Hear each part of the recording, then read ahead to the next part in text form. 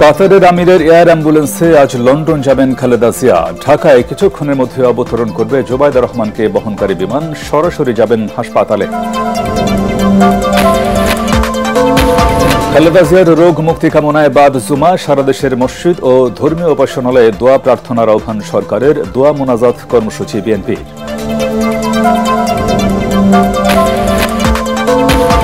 বাকি আসনে বিএনপির প্রার্থিতা ঘোষণার পর চট্টগ্রাম, মুন্সিগঞ্জ সহ দেশের বিভিন্ন স্থানে কর্মী সমর্থকদের উচ্ছ্বাস, বঞ্চিতদের বিক্ষোভ, সড়ক অবরোধ।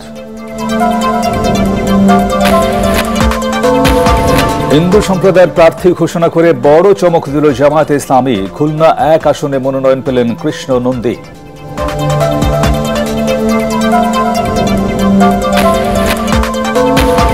এবং জনবল সংকট ও সংস্কারের অভাবে বেহাল দশা জয়পুরহাটের তিলকপুর রেলওয়ে স্টেশনের। চরম দুর্ভোগে যাত্রীরা।